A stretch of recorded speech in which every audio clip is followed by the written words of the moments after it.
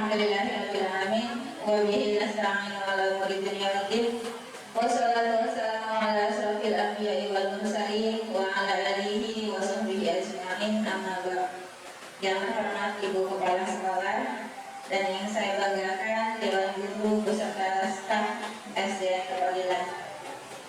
Puji dan syukur pada kita panjatkan kehadirat Allah Subhanahu wa Ta'ala, karena dengan nikmat yang Allah berikan kepada kita dapat berkumpul dalam acara siang hari ini, yaitu tentang diseminasi budaya positif, menyebarkan pemahaman dan penerapan pengalaman di sekolah SDN Kepadilan. Salawat wassalam mari kita limpah curahkan kehadirat baginda kita, yakni Habibina wa Syafi'ina wa Maulana Muhammad sallallahu alaihi wasallam beserta keluarganya, sahabatnya, hingga umatnya sampai akhir zaman.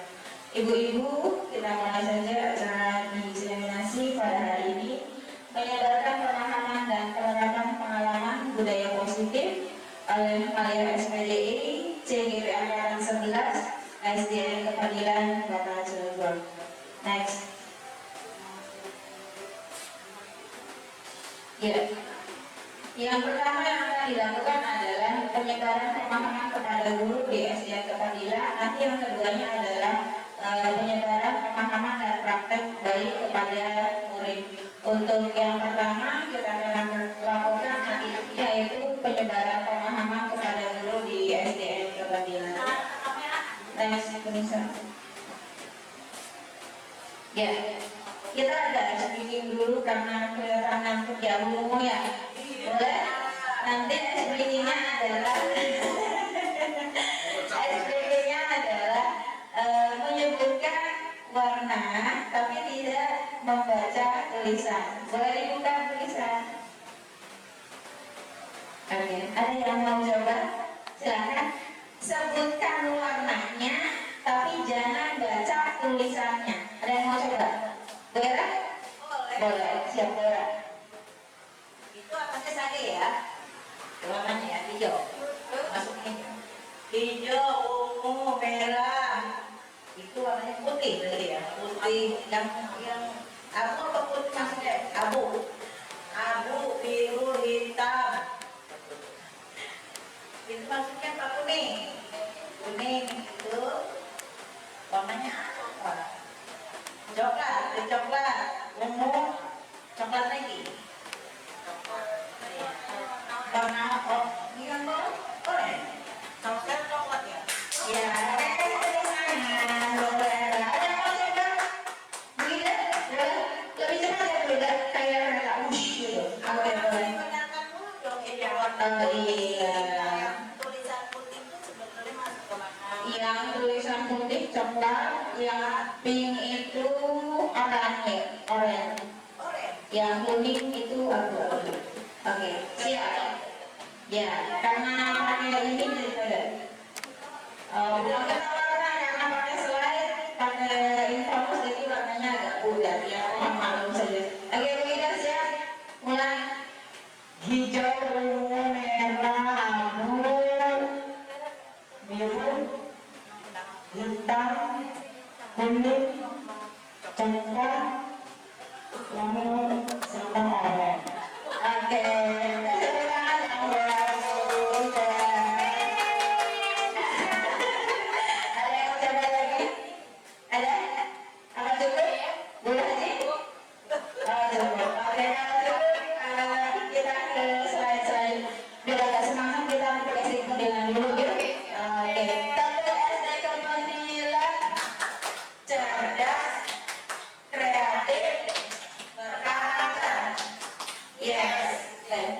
Selanjutnya, budaya positif.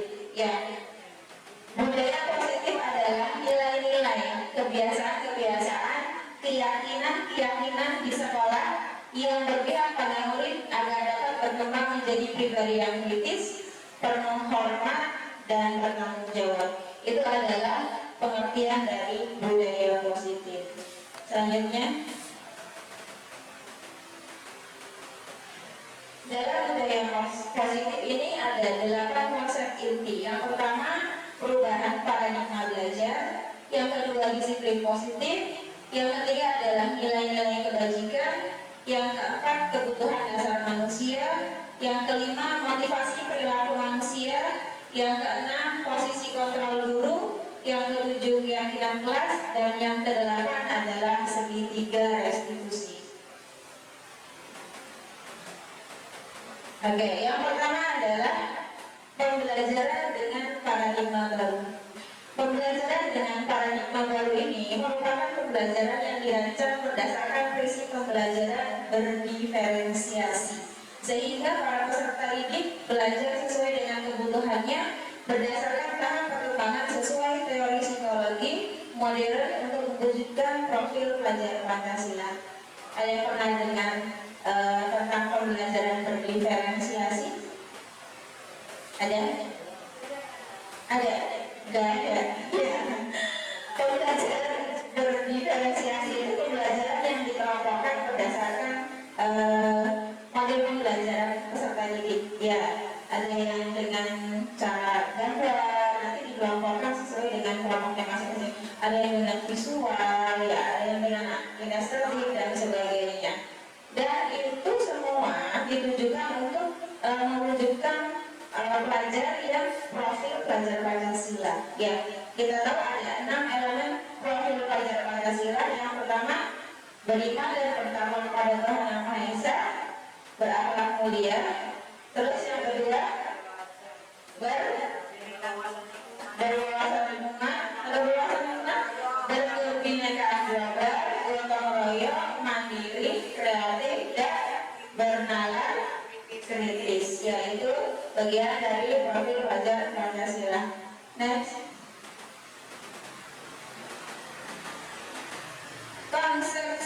Miskonsepsi tentang teori kontrol. Nih, kita belajar tentang teori kontrol. Tetapi kadang ini adalah hal-hal yang kita lakukan, kesalahan yang dilakukan di sekolah. Yang pertama adalah ilusi guru untuk mengontrol murid. Kita beranggapan kita sebagai guru, kita berhak untuk mengontrol murid.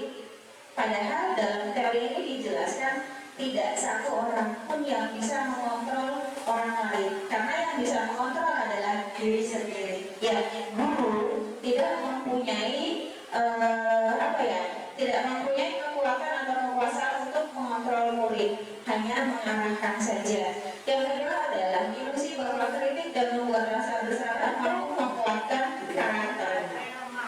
Ya, terkadang kita mengkritik atau memberikan anak untuk melakukan sesuatu yang baik, tapi hal tersebut sebenarnya tidak baik buat anak. Ya, mengkritik anak sebenarnya menurut kita baik. Harusnya kita melakukan hal tersebut dengan cara yang baik pula. Yang ketiga adalah ilusi bahwa semua penguatan positif, efektif, dan bermanfaat. Ya, penguatan positif itu bisa kita katakan dengan rayuan. Ya, rayuan anak itu kita anggap baik, padahal mempunyai dampak jangka panjang yang tidak baik. Yang ketiga adalah ilusi bahwa semua penguatan positif, efektif, dan bermanfaat. Itu juga tidak benar. Dan yang keempat adalah ilusi bahwa orang dewasa berhak memaksa. Kita sebagai guru biasanya kalau menyuruh anak kamu harus seperti itu. Sebenarnya itu pun bukan hal yang baik dan tidak sebaiknya dilakukan di sekolah. Lanjut.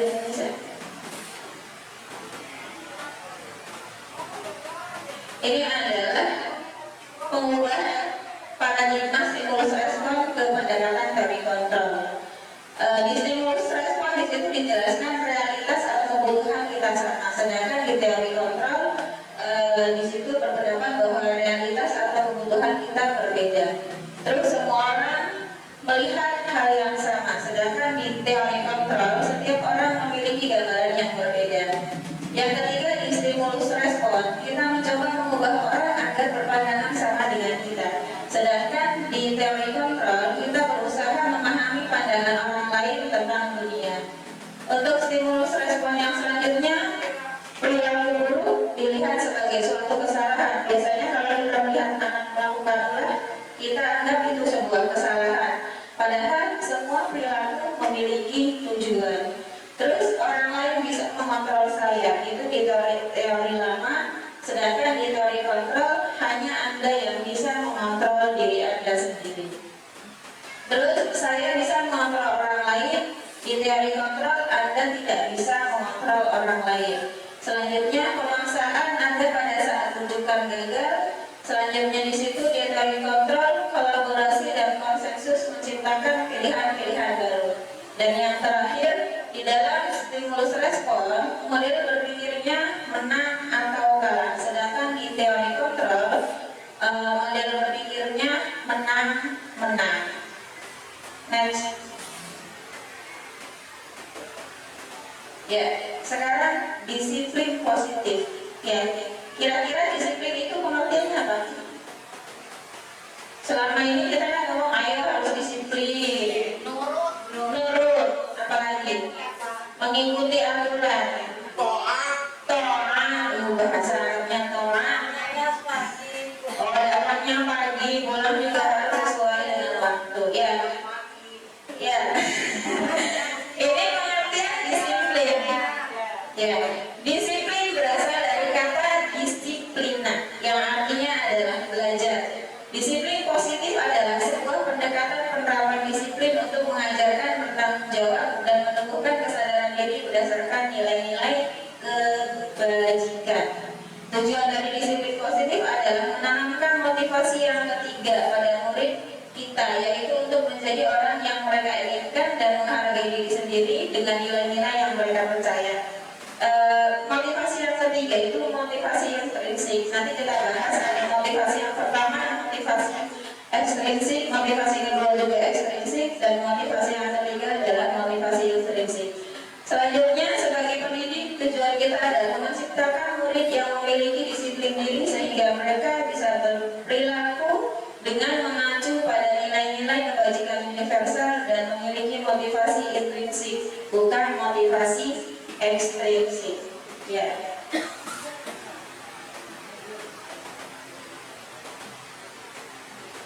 Ya, ini adalah nilai-nilai kebajikan. Nilai-nilai kebajikan itu adalah sifat-sifat positif manusia yang merupakan tujuan mulia yang ingin dicapai setiap individu. Ada yang namanya nilai kebijakan universal. Kebijakan universal itu kebijakan yang sudah disepakati oleh berbagai organisasi dan itu disepakati oleh semua organisasi tersebut. Yang pertama adalah kebajikan universalnya adalah profil pelajar Pancasila. Tadi sudah kita sebutkan ada 6 elemen. Yang kedua adalah Ibu Primarius Program atau PDP. Di antara kebajikan universalnya ada toleransi, rasa hormat, integritas, mandiri, menghargai, ada juga antusias, empati, keingintahuan, kreativitas, kerjasama, percaya diri, dan juga komitmen. Dan yang ketiga adalah keterampilan hidup atau life skill.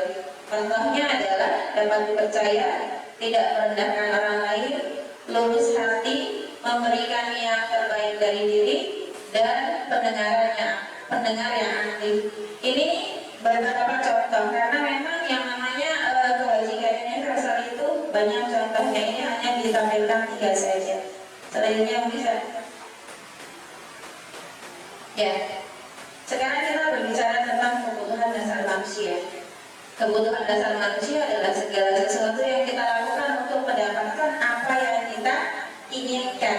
Seluruh tindakan yang kita lakukan memiliki tujuan tertentu dan semua usaha terbaik yang kita lakukan adalah dalam rangka agar kebutuhan dasar kita terpenuhi dengan baik.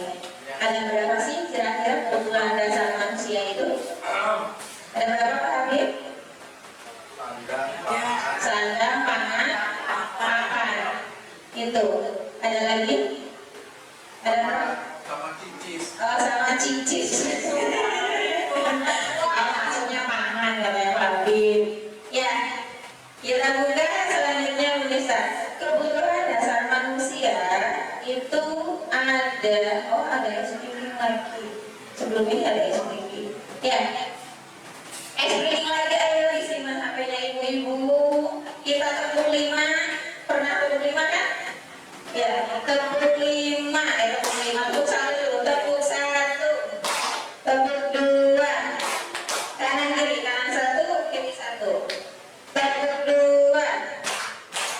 Tepuk 3, kanan 1, kiri 1, atas 1. Tepuk 3.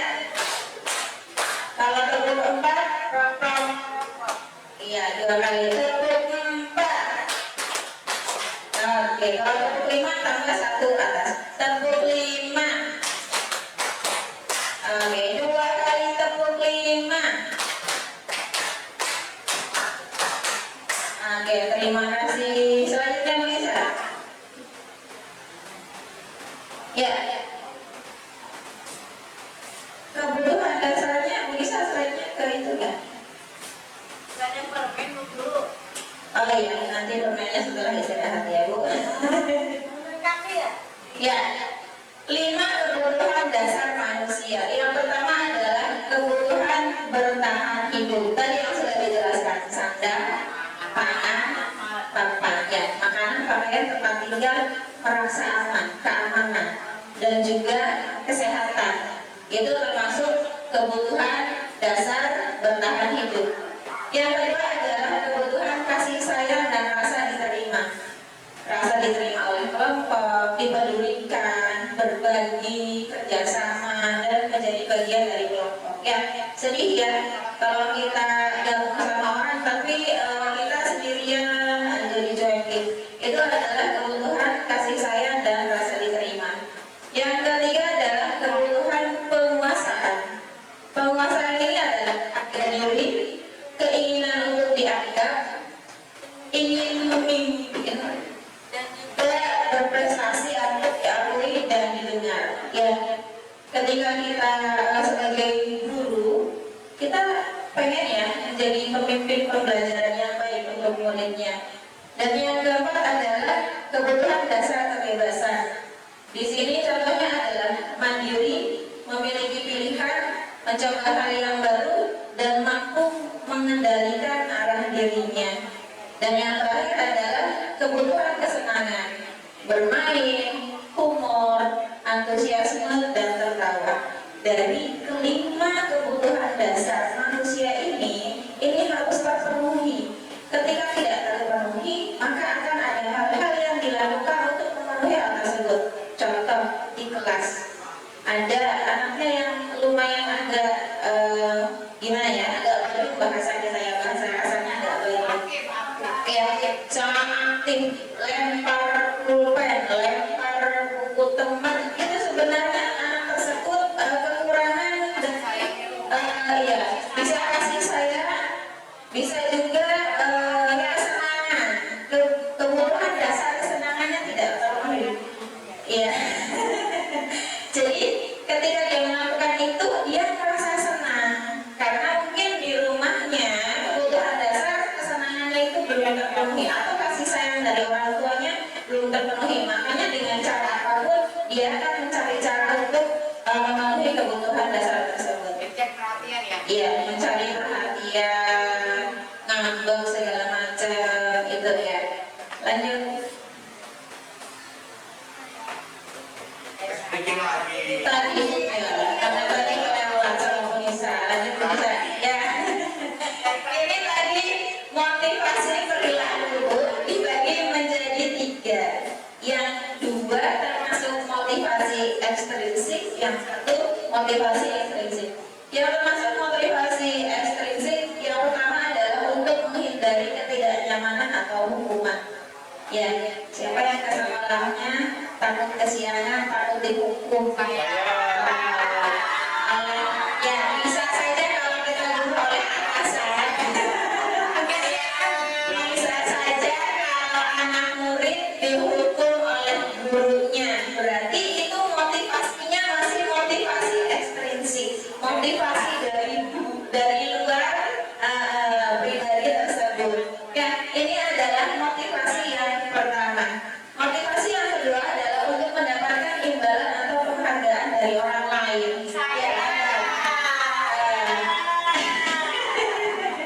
Ketika kita datang pagi ingin dipuji oleh teman, oleh atasan, itu termasuk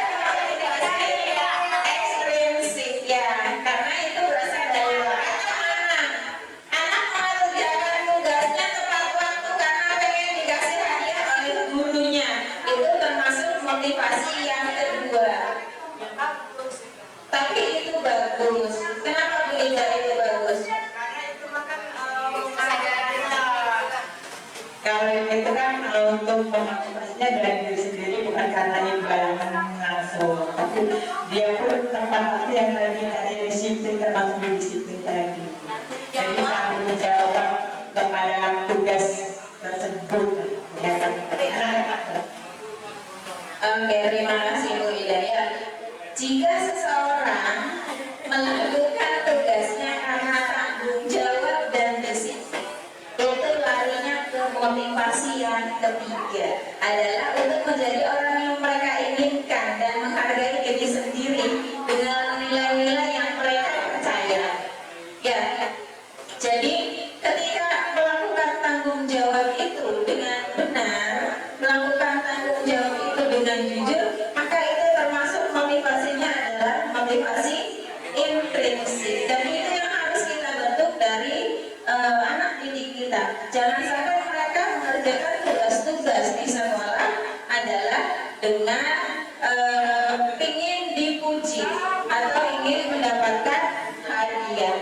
Ya, lanjut Bu Lisa. Ya, ini adalah perbedaan hukuman, konsekuensi dan restitusi. Restitusi. Ya, kalau untuk hukuman itu biasanya tidak terencana, tiba-tiba, spontan. Ketika anak datang terlambat karena memang tidak ada ya, karena memang tidak ada kesepakatan kelas atau kesepakatan apa-apa di sekolah, maka langsung itu ya udah berdiri di pojok sekolah, berdiri di dekat pagar, itu termasuk hukuman. Dan yang kedua adalah murid tidak tahu apa yang akan terjadi atau murid tidak dilibatkan. Biasanya guru langsung menghukum, duduk, berdiri atau apa itu. Dan yang ketiga adalah bersifat satu arah, karena hukuman biasanya hanya guru yang memberikan. Dan yang keempat berupa hukuman fisik atau psikis. Fisiknya apa tadi? Bisa berdiri di depan, atau yang lainnya berupa psikisnya apa? Omongan yang mungkin agak kasar. Kamu tuh yang bilangin berapa kali jangan telat mulu. Itu contoh hukuman psikis. Selanjutnya konsekuensi. Kalau konsekuensi itu biasanya terencana dan disepakati sesuai dengan aturan. Biasanya di kelas ada aturan kelas atau ada aturan sekolah. Ketika melanggar aturan tersebut, maka ada konsekuensi dari komitmen yang dilaksanakan. Terima kasih Pak. Selanjutnya, dalam konsekuensi tersebut murid tetap dibuat tidak nyaman. Ya. Dan yang ketiga, sikap guru selalu memonitor murid. Ketika anak melanggar peraturan, guru selalu memonitor.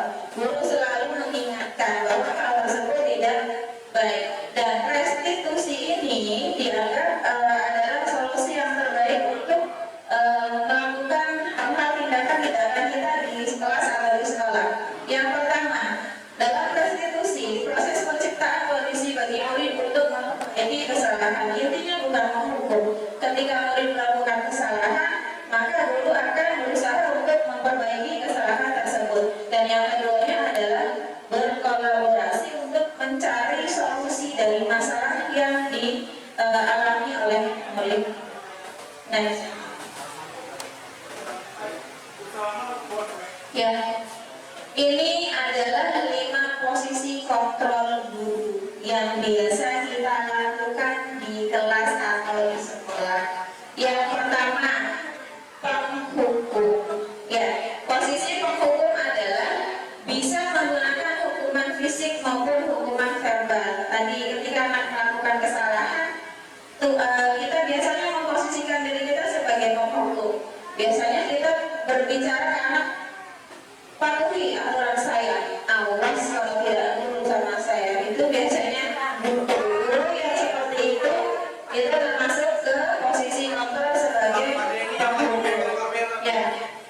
Yang kedua adalah pembuat merasa bersalah.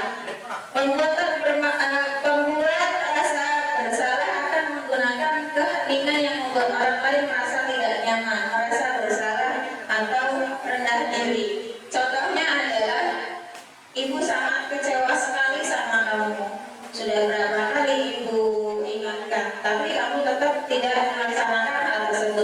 Itu adalah membuat merasa bersalah. Yang ketiga adalah posisi kontrol guru sebagai teman. Ya, guru pada posisi ini tidak akan menyakiti murid, namun akan tetap berupaya mengontrol murid melalui persuasi. Contohnya biasanya, ayolah bantu guru, ayolah bantu Pak Guru gitu ya. Demi Bapak ya, besok kerjain tugas ya. Atau demi orang tua ya, besok tolong dikerjakan tugasnya. Itu posisi kontrol sebagai teman. Yang keempat, posisi kontrol sebagai pemantau. Pemantau berarti mengawasi. Posisi pemantau ini berdasarkan pada peraturan-peraturan dan konsekuensi yang telah disepakati. Biasanya posisi ini yang diucapkan peraturannya apa ya? Kira-kira sesuai dengan peraturan tidak?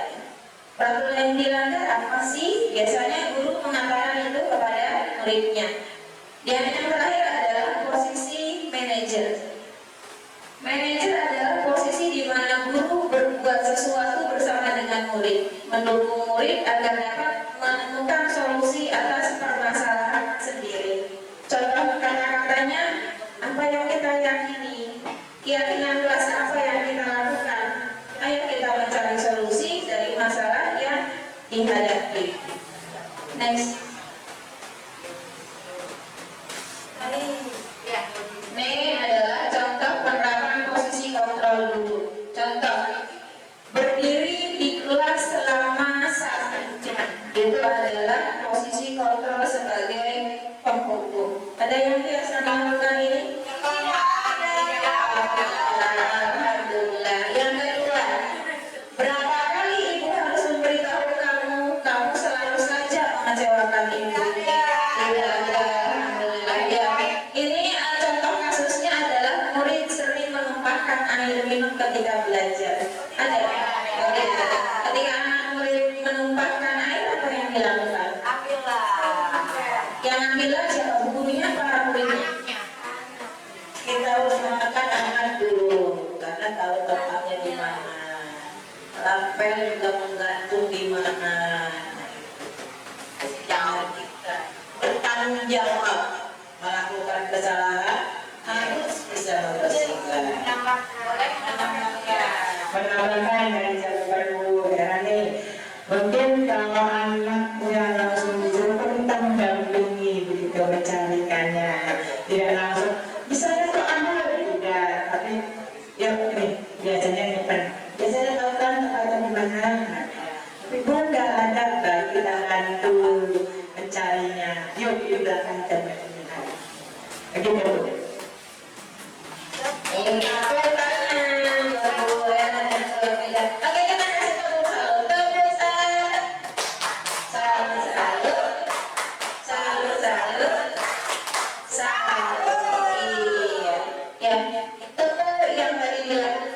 Kita lihat masuk ke teori kontrol yang mana. Selanjutnya, bisa. Ya, nih. Ada juga yang dulu bilang, ayo dong ikut aturan sekolah, tolong bantu ibu ya, sekali ini. Ya sudah, tidak apa-apa, lain kali jangan sampai berbuat seperti ini lagi. Itu termasuk posisi kontrol dulu sebagai penghukum. Karena didasarkan atas aturan-aturan yang ada di sekolah atau kesepakatan kelas yang ada di sekolah. Dan yang ketiga adalah kamu sudah melanggar peraturan sekolah, kamu tahu konsekuensinya. Setelah ini kamu harus membersihkan air yang tumpah. Ya, itu sebagai pemantau. Ya, tadi yang terakhir bisa. Nih, yang terakhir adalah sebagai manajer. Apakah kamu tahu kesalahanmu? Kira-kira bagaimana kamu memperbaiki kesalahan ini atau kesalahanmu? Itu sebagai manajer. Berarti kalau tadi langsung menyuruh anak untuk memilah, termasuk pemantau tadi ya, karena masuknya ke peraturan-peraturan, telah melanggar peraturan kelas.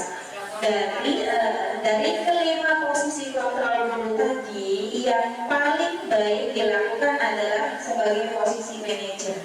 Ya, kenapa posisi manajer? Karena manajer itu tidak menghakimi. Manajer mencari solusi dan bertanya alasannya apa, dan setelah itu dicari kira-kira penyelesaian masalahnya seperti apa. Oke, next Bu Lisa. Oke, nih ada 3 kasus nih. Kira-kira maksudnya kalau yang mana ya? Kamu tidak pernah benar melakukannya. Tadi ada 5 posisi total ya. Yang satu sebagai penghukum, yang kedua sebagai membuat merasa bersalah, yang ketiga teman, yang keempat pemantau, dan yang kelima manajer. Nih 3 contoh ini kira-kira maksudnya kemana? Yang ketiga sebagai teman. Oke, yang kedua, apa rencanamu untuk menyelesaikan masalah ini? Manajer. Oh iya, tipe ya. Terus yang pertama penghukum. Next bisa kita lihat jawabannya. Iya, betul semua. Kemudian memang hebat. Ada dua contoh lagi. Next. Ibu sangat kecewa sekali dengan kamu. Kamu tahu apa peraturannya? Ayo, yang atas mas apa, yang bawah apa? Boleh siapa yang mau angkat tangan? Ayo, Bu Haji. Yang satu penghukum. Yang bawah? Yang bawah penghukum. Ya. Sepakat? Apa ada pendapat yang lain? Boleh? Yang kedua apa? Iya, kenapa boleh?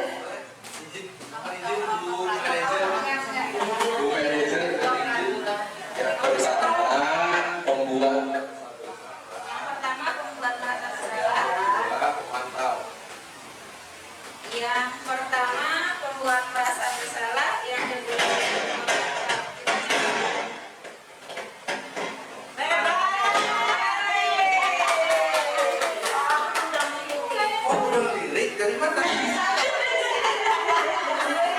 semuanya hebat. Baik Bu Haji maupun Pak Habib semuanya hebat. Ya, membuat merasa bersalah sama pemantau. Kalau pemantau ciri-ciri biasanya lebih ke peraturan atau ke konsekuensi yang harus dilakukan. Mantap. Lanjut. Ya, keyakinan kelas.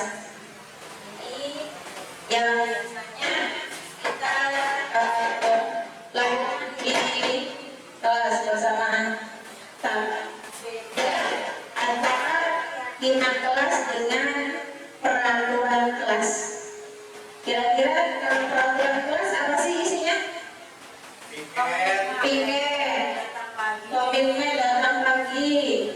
Bahasanya ada nggak yang mau mencontohkan bahasanya seperti apa? Gunakan seragam iPad. Lagi. Lakukan piket sesuai jadwal. Ya. Tepat waktu dan tepat dengan jamnya ya. Oke, lanjut Lisa.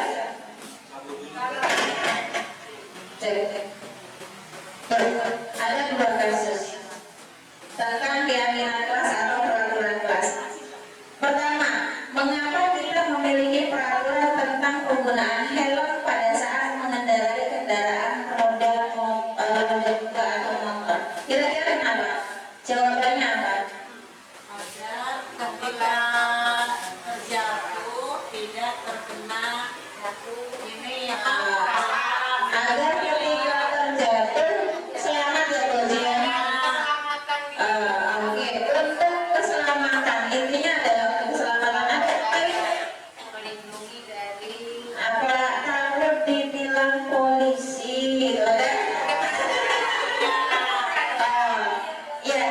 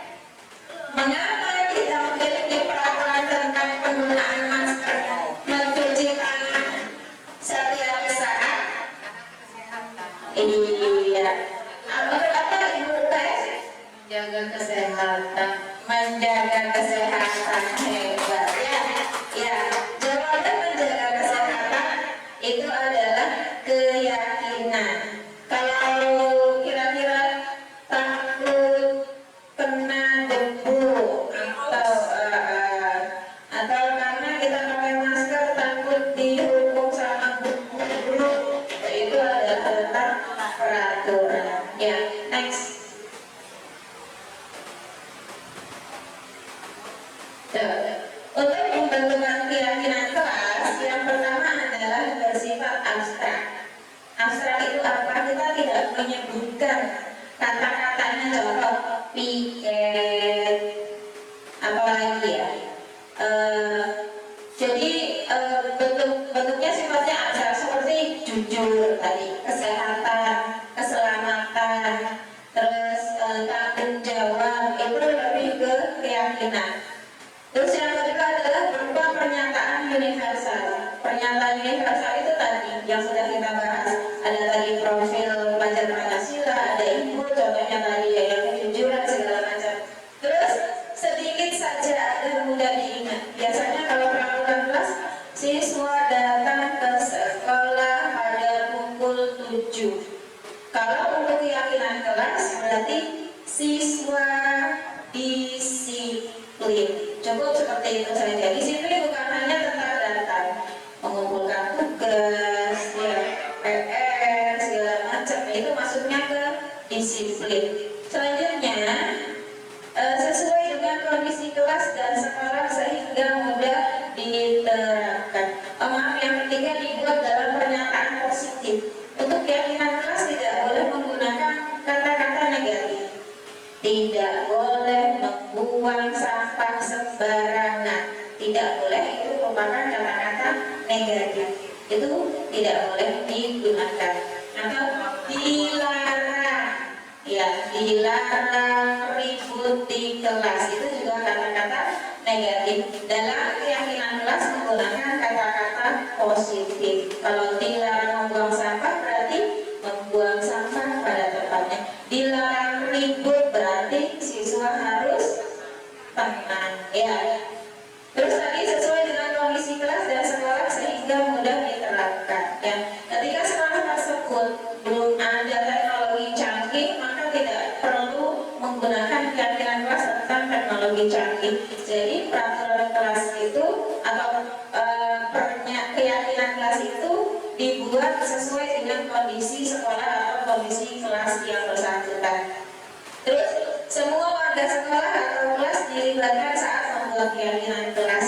Ketika kami membuat keyakinan kelas bukan hanya guru yang membuat, guru mengetik, ditempel nih peraturannya. Tapi untuk keyakinan kelas kita tanyakan, apa sih yang dibutuhkan di kelas?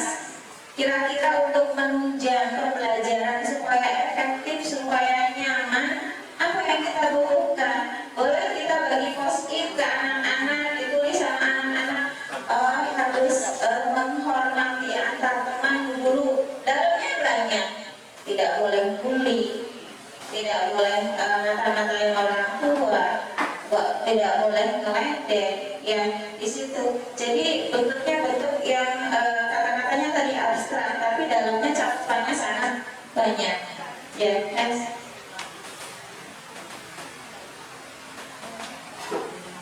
Selanjutnya adalah segitiga restitusi. Segitiga restitusi adalah suatu proses dialog yang dijalankan oleh guru agar dapat menghasilkan murid yang mandiri dan bertanggung jawab. Segitiga restitusi ini adalah sebuah paradigma untuk menyelesaikan masalah yang dilakukan oleh murid di kelas atau di sekolah. Ada 3 tahapan dalam segitiga restitusi. Yang pertama adalah menstabilkan identitas. Menstabilkan identitas ini adalah kita meyakinkan kepada anak, ketika anak melakukan kesalahan, kita bilang ke anak, setiap orang pasti pernah melakukan kesalahan. Ibu juga dulu pernah loh melakukan kesalahan seperti kamu, contohnya seperti itu. Yang kedua adalah validasi tindakan yang salah. Ya, itu contohnya adalah kamu tentu punya alasan mengapa melakukan hal itu. Contoh mungkin anak marah-marah di kelas, ngegebrak meja, marah-marah. Kita bisa bilang kan, enggak apa-apa, untung kamu baru ngegebrak meja, belum memukul temanmu. Itu juga termasuk ke dalam validasi tindakan yang salah. Terus yang ketiga adalah menanyakan keyakinan. Ini biasanya kita lakukan setelah kita membuat keyakinan kelas. Ketika keyakinan kelasnya tidak dibikin, maka kita akan susah ya ketika menanyakan keyakinan kelasnya. Keyakinan kelas apa yang telah kita sepakati sepakati ketika melakukan itu sesuai tidak dengan kesepakatan kelas kita atau keyakinan kelas kita. Next. Ya. Ini tadi langkah-langkah segitiga restitusinya. Ini beberapa kata-kata yang bisa kita lakukan ketika berdialog dengan siswa. Menstabilkan identitas itu berdasarkan prinsip membuat kesalahan adalah bagian dari proses pembelajaran. Jadi ketika anak melakukan kesalahan, kita tidak langsung menjudge anak, kita tidak langsung menyalahkan anak, tapi kita yakini bahwa kesalahan yang anak lakukan adalah merupakan bagian dari proses pembelajaran. Contoh kata-kata yang bisa kita lakukan adalah berbuat salah itu tidak apa-apa, tidak ada manusia yang sempurna. Saya juga pernah melakukan kesalahan seperti itu. Kita bisa kok menyelesaikan ini. Terus ada juga Bapak Ibu tidak tertarik mencari siapa yang salah, tetapi Bapak atau Ibu ingin mencari solusi dari permasalahan ini. Kamu berhak kok merasa begitu? Atau apakah kamu sudah menjadi teman yang baik buat dirimu sendiri? Itu adalah beberapa dialog yang dilakukan untuk menstabilkan identitas dalam segitiga restitusi. Next. Langkah yang kedua adalah validasi tindakan yang salah. Validasi tindakan yang salah ini berdasarkan prinsip setiap perilaku berupaya memenuhi suatu kebutuhan tertentu. Jadi tadi, ketika anak melakukan kesalahan, mungkin ada kebutuhan anak yang belum terpenuhi, ya, kebutuhan kasih sayang mungkin, atau kebutuhan kesenangan mungkin. Makanya melakukan sesuatu yang menurut kita agak aneh di kelas, ya. Jadi dalam validasi tindakan yang salah, kita memahami bahwa anak melakukan hal tersebut bukan karena dia salah, tetapi untuk memenuhi kebutuhan tertentu. Dan dialog yang bisa kita lakukan kepada anak adalah, padahal kamu bisa melakukan hal yang lebih buruk dari ini ya. Alhamdulillah cuma marah-marah. Coba kalau kamu sampai mukul atau menggeplak temanmu gitu ya. Terus kamu pasti punya alasan mengapa melakukan hal itu. Kamu patut bangga pada dirimu sendiri karena kamu telah melindungi sesuatu yang penting buatmu, dan kamu boleh mempertahankan sikap itu, tapi kamu harus menambahkan sikap yang baru. Ya. Next. Yang terakhir tadi menanyakan keyakinan. Berdasarkan prinsip teori kontrol bahwa pada dasarnya kita termotivasi secara intrinsik. Intinya adalah bagaimana kita menimbulkan motivasi intrinsik ketika anak melakukan kesalahan, anak sendirilah yang harus mencari solusi dari masalah yang dihadapi. Apa yang kita percaya sebagai keyakinan kelas atau keluarga tadi, larinya adalah ke keyakinan kelas. Apa nilai-nilai umum yang kita telah sepakati? Apa bayangan kita tentang kelas yang ideal? Kamu mau jadi orang yang seperti apa? Itu contoh dialog dalam menanyakan keyakinan dalam proses segitiga restitusi. Selanjutnya, ya, ini adalah contoh penerapan segitiga restitusi yang saya lakukan.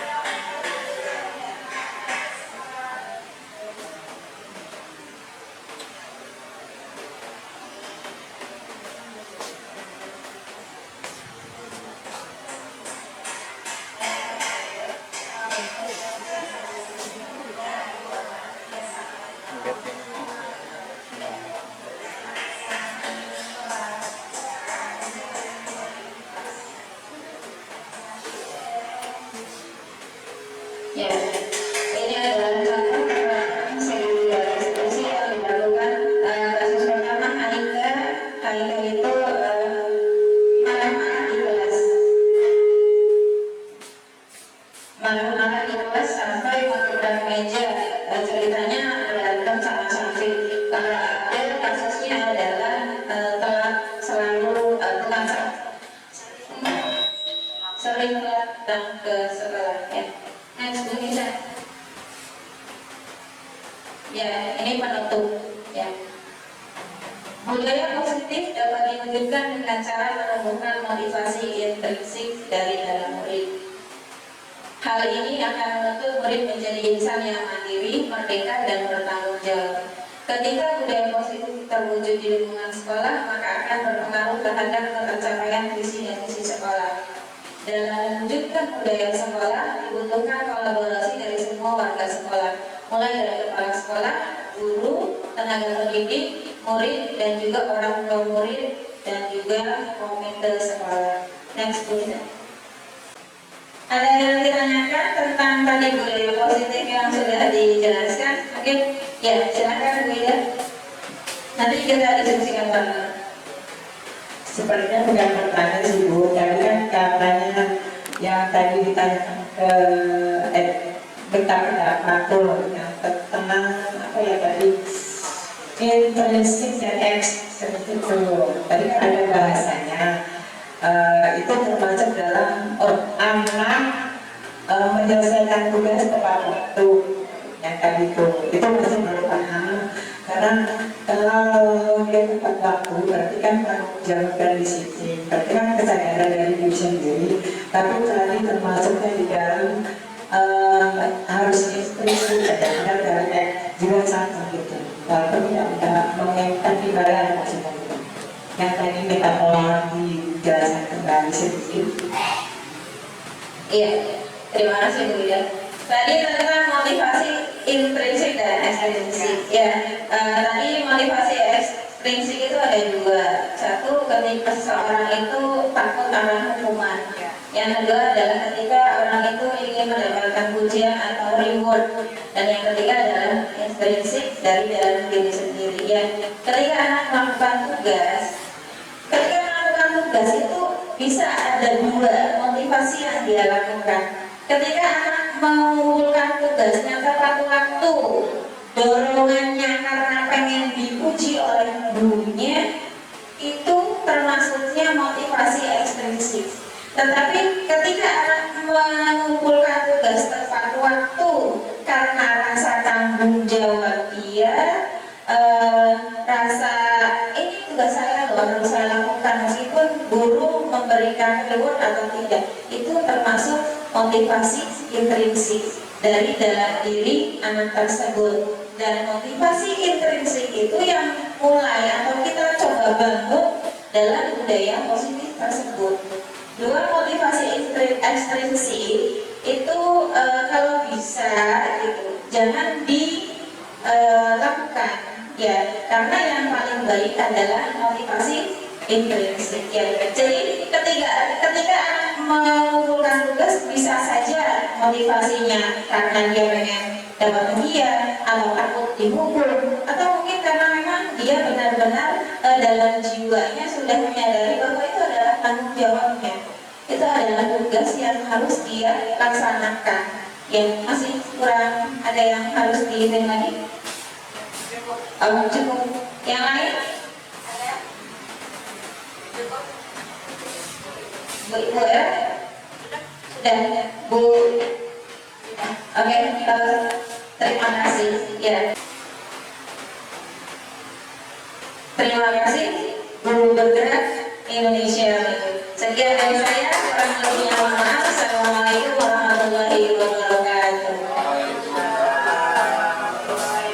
Ya, terima kasih Ibu-Ibu semuanya. Salut. Salut, salut. Salut, salut. Salut. Terima kasih.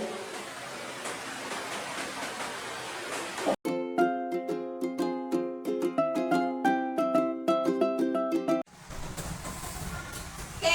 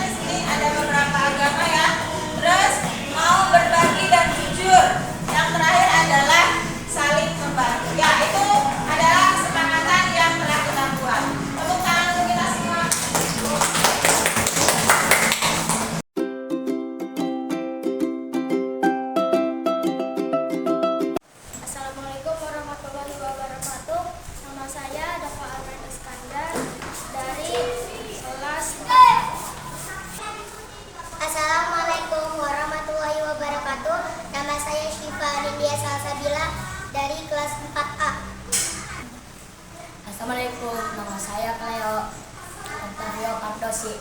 Saya dari kelas 4A.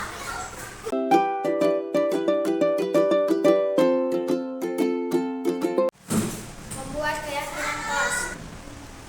Saya membuat keyakinan kelas. Saya membuat keyakinan kelas.